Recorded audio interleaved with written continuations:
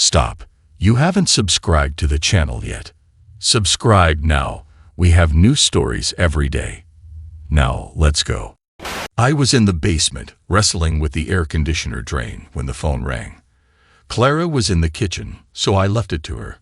I could hear her voice faintly through the air vent from upstairs. Hello, Brianna. It's been ages, hasn't it? I never quite warmed up to Brianna. She was an old friend of Clara's from high school, and I always had a sense of unease whenever she came up in conversation. Fortunately, we had moved away from Lancaster not long after we got married. I wished it had been farther. Yeah, time flies. 8 years already. So, what's up? The conversation didn't sit well with me, but I only had Clara's side of it. Brianna, hang on a second. Ernest is downstairs. Let me close the door. I'll be right back.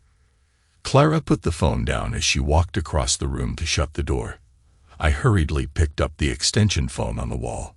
Hi, Brianna, I'm back. What's going on? Clara, there's a medical equipment convention happening at the Lancaster Holiday Inn next weekend, and guess who's going to be there? No way. Are both of them going to be there?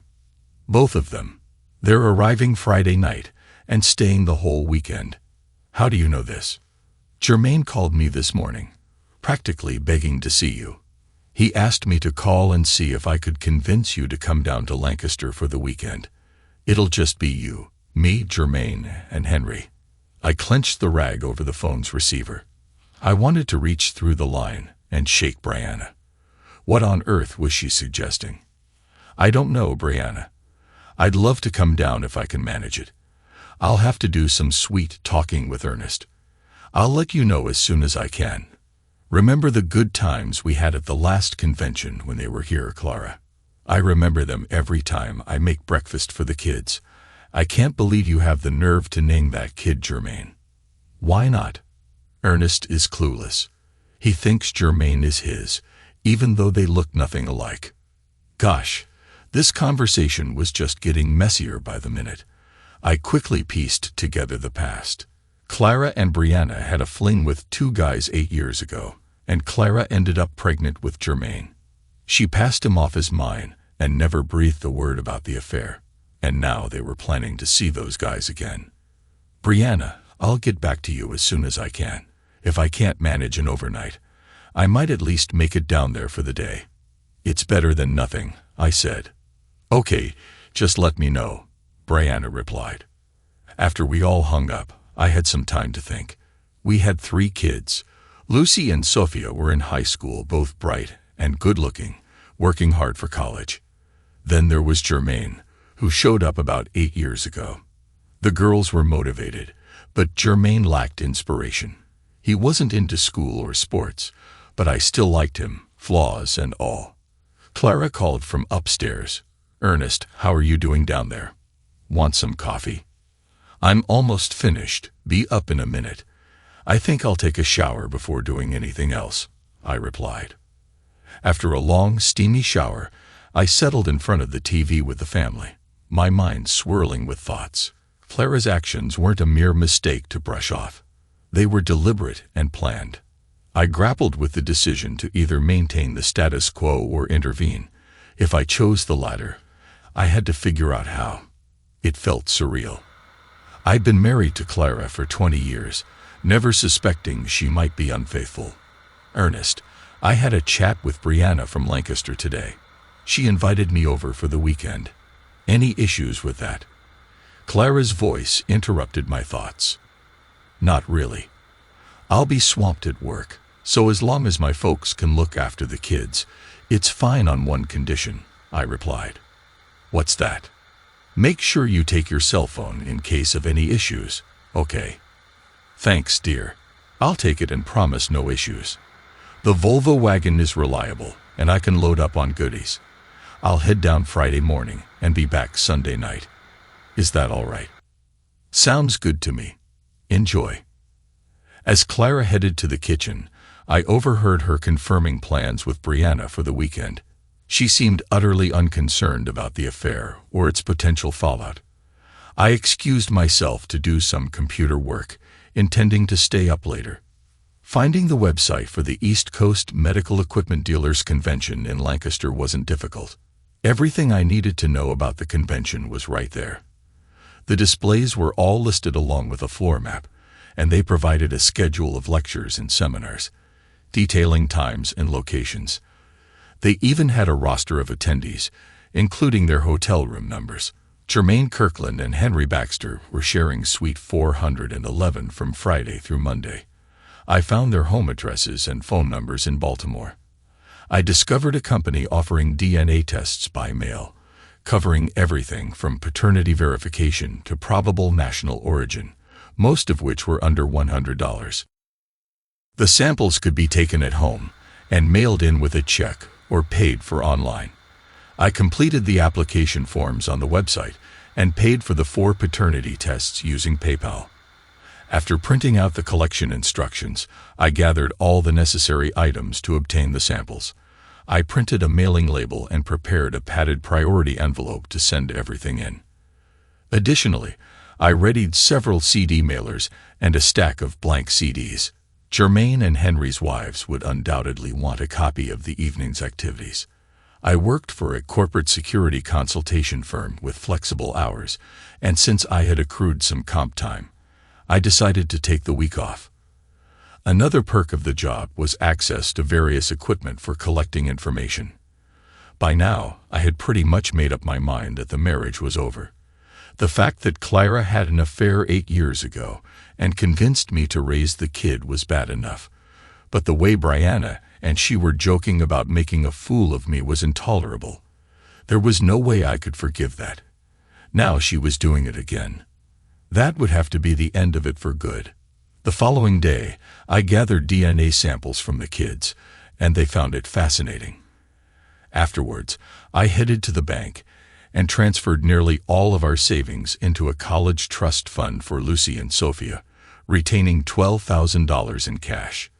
This way, I ensured the trust would be secure for my wife or any potential legal entanglements. I arranged to cancel all credit cards and the joint checking account on Monday morning, opening a new account in my name alone. I planned to secure the house so Clara would need to find alternative accommodation. Although I anticipated she might find a legal route to enter, I aimed to have other matters settled by then. As for our son, Jermaine, we'd address his situation later. Despite not being my biological child, I felt a responsibility toward him. I visited Jess Blackwell, our family lawyer, since arriving in Reading. Jesse was fair, diligent, and someone I trusted. After explaining the situation, he urged me to ensure there was no chance of reconciliation. Alongside initiating divorce proceedings, I asked him to reach out to Jermaine Kirkland regarding my son. I suggested either $500 a month in retroactive child support or for him to take full custody and responsibility. Alternatively, I proposed he relinquish all rights to Jermaine so I could pursue adoption. I was confident he would opt for the latter. Jesse had all the necessary information, and I promised to provide him with photos and audio recordings. He gave me the office email address and pre-addressed mailers for hard copies. Grace Bennett, our real estate agent, was undeniably abrasive, but she was also hardworking and driven. I listed our house with her and signed several powers of attorney. I made it clear that she would need to handle any necessary signatures for Clara herself. She laughed confidently, assuring me there would be no issues. I informed her that the locksmith would provide her with a set of the new keys.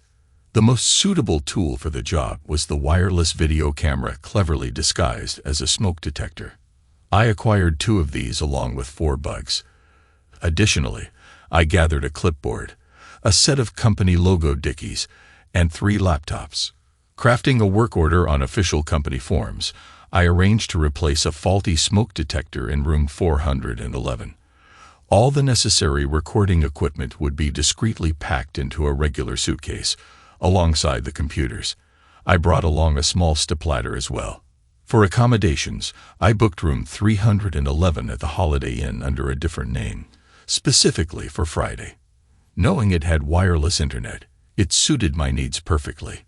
Walmart had the best deals on throwaway cell phones, so I grabbed 2 just in case. A few years ago, my parents moved to an old farmhouse near Lebanon. It was too spacious for just the two of them, but it fulfilled my dad's lifelong dream. He maintained a large garden, tended to chickens, and cultivated an orchard. Jermaine enjoyed visiting there.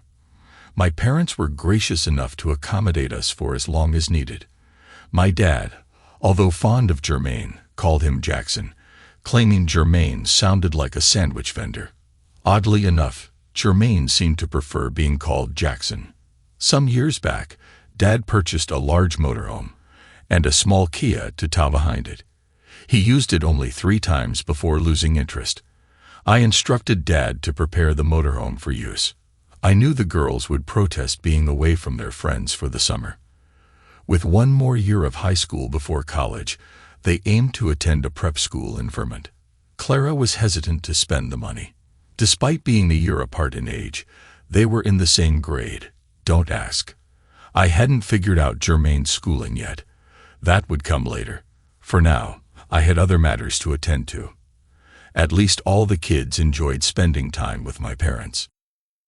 Clara left early the next morning, expressing gratitude once again for letting her spend time with her friends.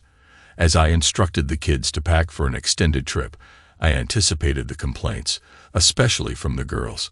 However, when I mentioned the brochures from the Burlington Prep School, suddenly everything seemed more appealing. They packed their school clothes just in case. Surprisingly, Jermaine showed genuine enthusiasm for the trip. Lucy approached me, her expression serious. "What's up, Lucy? Are you all packed?" "Dad, I'm 17. I'm not a kid anymore. Tell me what's going on. I'm not sure I understand. Are you and Mom having problems? I don't think that's something I want to discuss with you. If there were any issues, your mother and I would try to keep them from you. Why don't you finish getting your things together?" "No, Dad. I mean it. It feels different this time. Sophia and I want to know what's happening. We feel we have a right to know." I had been avoiding discussing it with her, but I knew the topic would surface eventually. "Okay, I'm not feeling very happy about the relationship between your mother and me right now. Things aren't looking good for us. I don't know exactly what's wrong, but I sense something's off. Is Mom cheating on you?"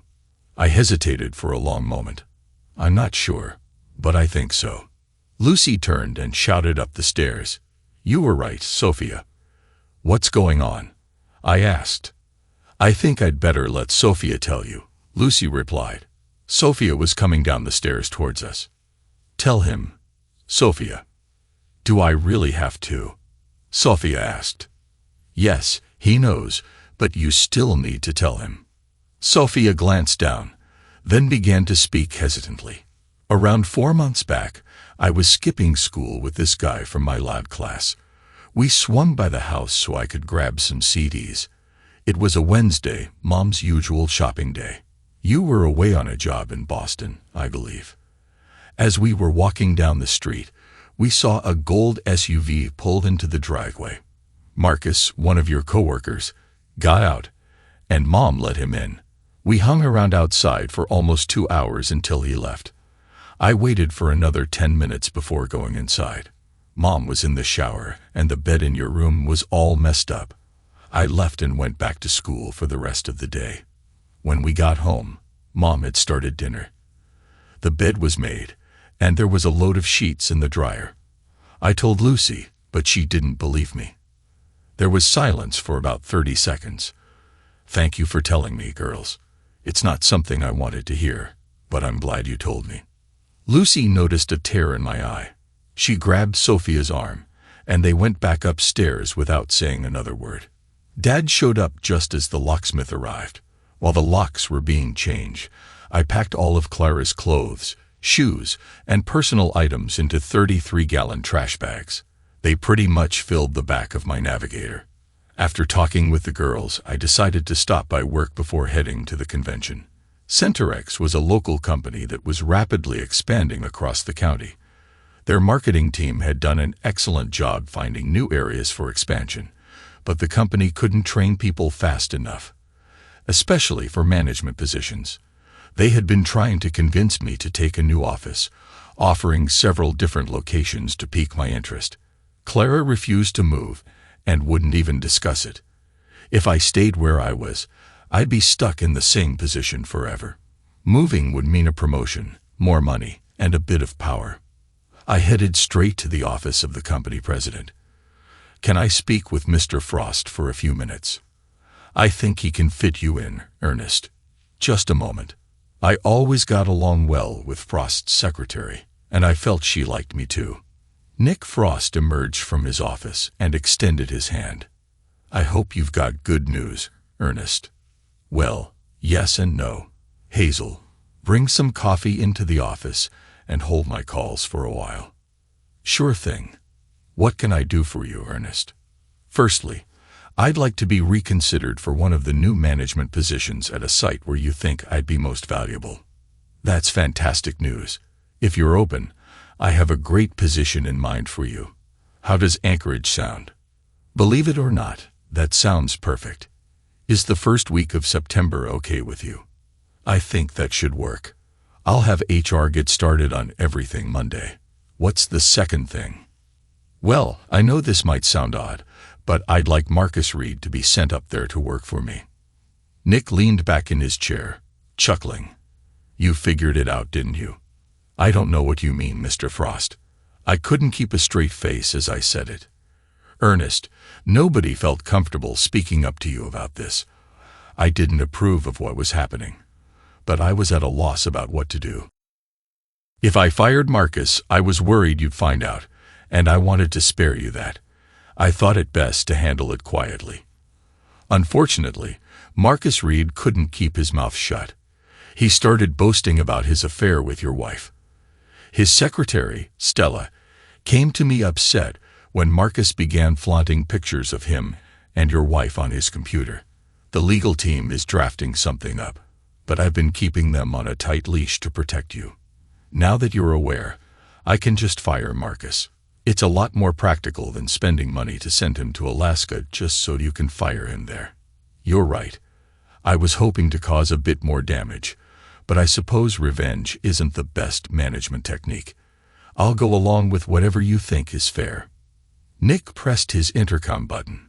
"Hazel, get me Stella Bailey." After briefing Stella on our plan, we headed to Marcus's office. Marcus was away on a job in Allentown. Stella Bailey was striking. She was just shy of 30 and aging gracefully. Her auburn hair and blue eyes were captivating. Despite being barely over 5 feet tall, she had the presence of an Amazon. I couldn't fathom how Marcus ended up with the best secretary in the building. Later, I learned she had requested a transfer to my office 3 times, but my secretary refused to let her go. "You'll need these," she said, handing over 4 blank CDs. "Look under Accounts Pending. Click on Stoddard. Make one for yourself, one for your lawyer, one for our legal department, and one for Marcus's wife. I have mailers ready, but I need your lawyer's name." I was impressed by her efficiency. Stella knew exactly what she was doing and how to do it. Jess Blackwell. His office is on Franklin Street. Nick and I entered Marcus's office as Stella began typing the final address label. Inside, we found 20 compromising photos of Marcus and Clara. They were low quality, appearing to be taken from a webcam feed. It was likely that Marcus had a full-length video somewhere. Notably, these photos weren't taken in our bedroom. Nick tried to maintain politeness, but he couldn't help but scrutinize what my wife was doing in those pictures. I felt a pang of frustration, knowing that every guy in the building probably saw what I was seeing now. After inspecting them, I simply copied the files onto blank CDs. Stella poked her head in. "Delete the entire file once you're done copying that garbage." Handing Stella 4 discs, I received 1 back. "Make sure your kids don't stumble upon this. I'll mail these 3 out on Monday morning." I briefed Nick on my plan at the Holiday Inn. He wasn't keen on involving the company, but he agreed to go along with it. We had a work crew nearby on Monday, and he promised they'd swing by to remove the cameras I intended to install. Nick and I shook hands, expressing mutual gratitude. I suppose that was a productive meeting. The journey from Reading to Lancaster took approximately an hour. After finding parking at the rear, I registered, paid in cash, and received my key. My first order of business was changing into my work attire. The housekeeping maid on the 4th floor was friendly, and upon showing her my work order, she allowed me into the room since it hadn't been occupied yet. Installing the fake smoke detectors took only about 20 minutes. The room boasted 2 queen-size beds, and I strategically placed the cameras to capture each bed and part of the room. It was a breeze. I was a professional.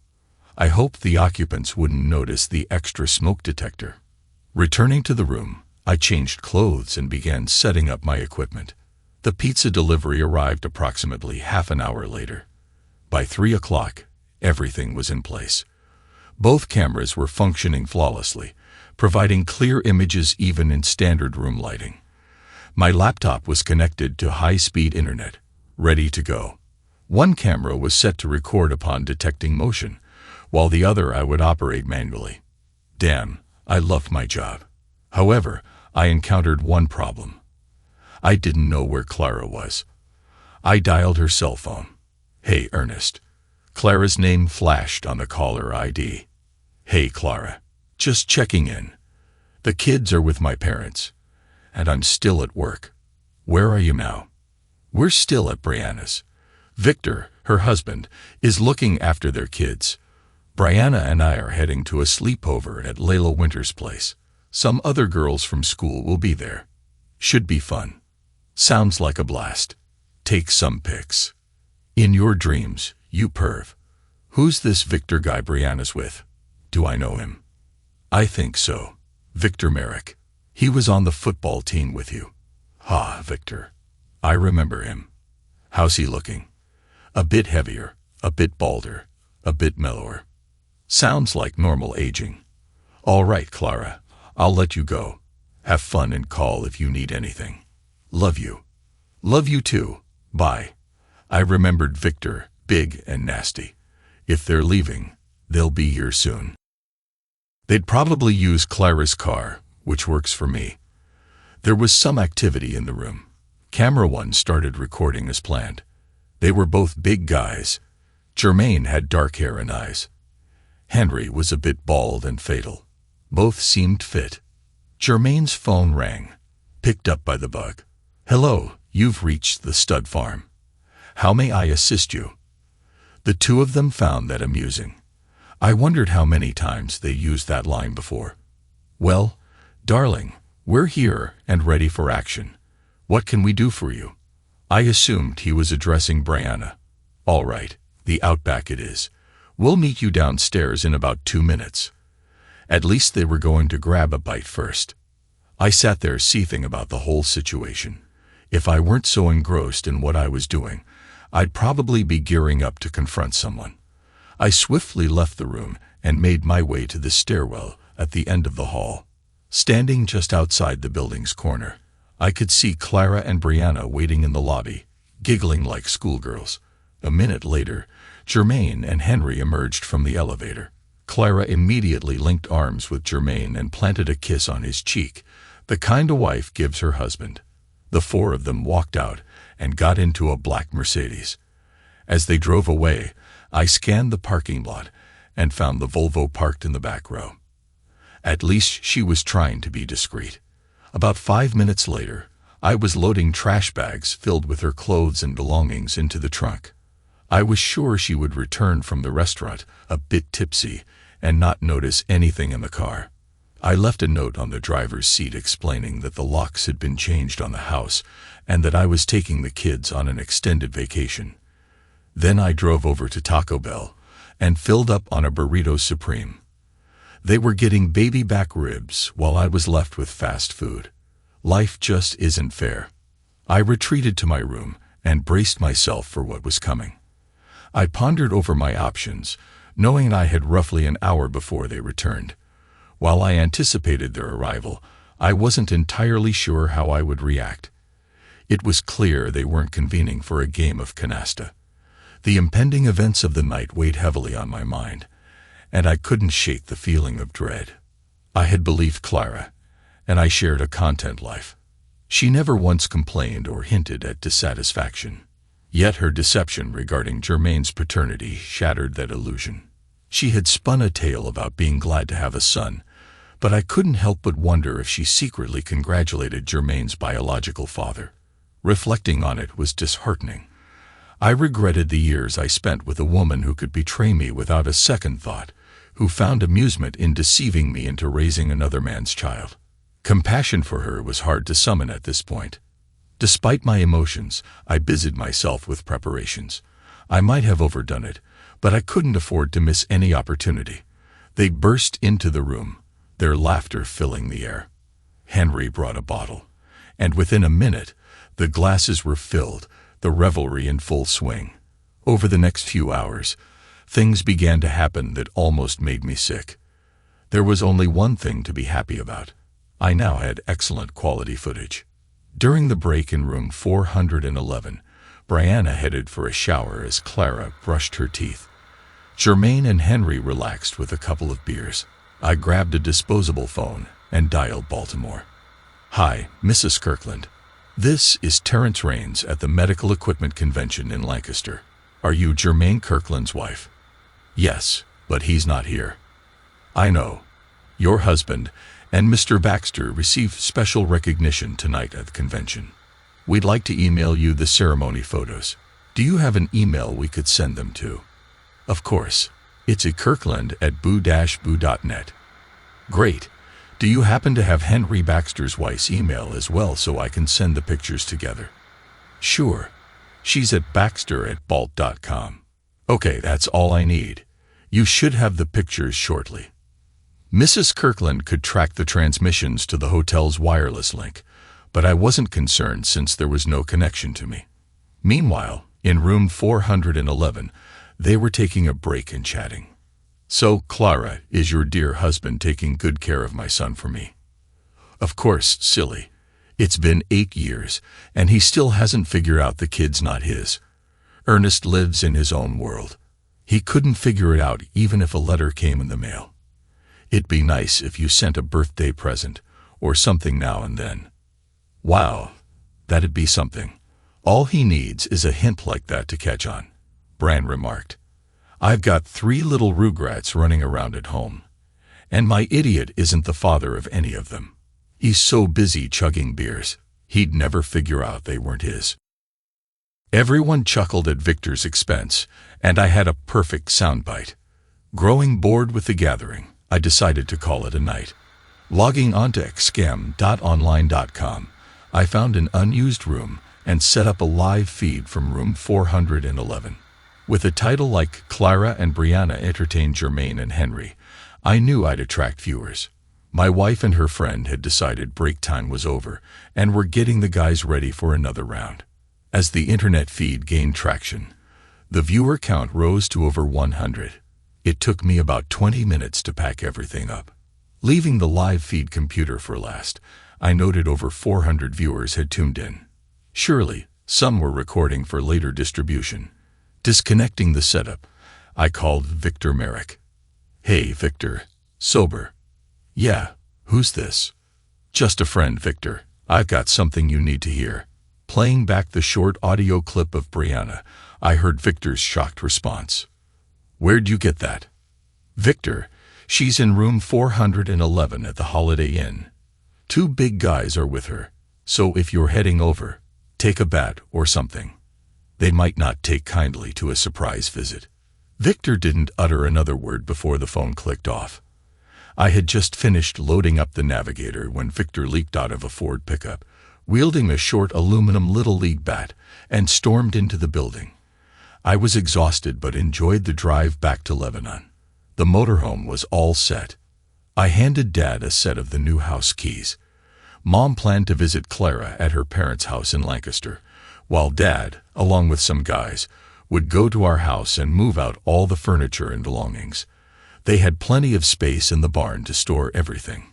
Mom thought it would be intriguing to hear Clara's side of the story. My parents had one of the disposable phone numbers. I kept my cell phone, but I planned to keep it turned off most of the time. Dad would take the stuff and the navigator back to Center X on Monday. It was late to start, But I wanted to be far away when Clara figured out what was happening. We had an RV lot reserved near Hagerstown, where we could get a good start on the interstate in the morning. The girls had planned the trip for us, and they did a pretty good job. The only input I had was to limit the distance between stops because gas was getting expensive. I was glad I had taken a lot of cash with me. After 3 days at Disney, we were on our way to Chattanooga to see the aquarium. Lucy asked if she could call Mom. "Hey, Mom, it's Lucy. Just wanted to let you know that everything's fine." "Yes, we're all having a good time, even Jermaine. We miss you too. We'll call every couple of days to keep you updated." "Okay, so tomorrow night we're heading to Orlando. We'll be at Disney for almost a week. We've got park tickets for every day." I couldn't believe it. My daughter was pulling one over on her mother. How clever. We're staying at the Orleans Hotel right in Disney World. It's going to be amazing.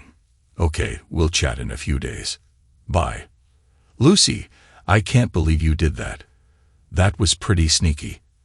I know. Sophia and I thought it would be funny. Of course, you know your mom's probably on the phone right now booking a flight and a room. That's exactly what we thought. She deserves a vacation anyway, Sophia chimed in, while Jermaine was engrossed in a DVD. 2 weeks later, Sophia called her mother. Clara was upset because she spent a whole week looking for us in Orlando. Sophia said we decided on Six Flags instead and tried to change the subject. Sophia and Lucy kept her on the phone for almost 20 minutes, listening to her rant and rave. Lucy finally apologized for misleading her and promised to call back in a couple of days. My mischievous girls were giggling for half an hour after they hung up. The following week was a whirlwind. We parked near the Smoky Mountains, and the kids kept themselves occupied while I handled business. Jess served Clara with the divorce papers, catching her completely off guard. She was furious when he showed up unannounced. He explained the legal situation to her, showing her the evidence, pictures of her with Marcus, the group in room 411, and the DNA results. Lucy and Sophia were confirmed as mine, but not Jermaine. Clara got a lawyer but ultimately agreed to Jess's terms. Meanwhile, Jesse visited Jermaine at a hospital in Baltimore. Brianna's husband had inflicted serious injuries on both Jermaine and Henry, and Victor was facing about 5 years in jail. I asked Jesse to help him. Both of my wife's lovers spent over a week in the hospital, receiving divorce papers while recovering. They had nowhere to go upon discharge. Jermaine signed away his parental rights to his son. Jermaine Jr., in addition to their broken bones, Victor had rendered them infertile. The doctors were not optimistic about their chances of recovery. Grace Bennett found a buyer for the house, though she struggled to convince Clara to sign all the necessary paperwork. Eventually, Clara relented. I didn't need to be present at the closing thanks to the power of attorney documents I had signed. Summer was drawing to a close rapidly. I had the opportunity to strengthen my bond with the kids. I spent a lot of time talking with Jermaine, who enjoyed life in Lebanon, where his parents lived. I asked if he'd like to stay at the farm full-time, and he eagerly agreed. Dad was delighted to have him around, and I knew he'd be happy to take him in. Jesse prepared adoption papers so my parents could legally provide for and care for him. The only thing Jesse struggled with was convincing Clara to agree. Unbeknownst to Clara, Dad also legally changed Jermaine's name to Jackson. The girls adored the school in Burlington.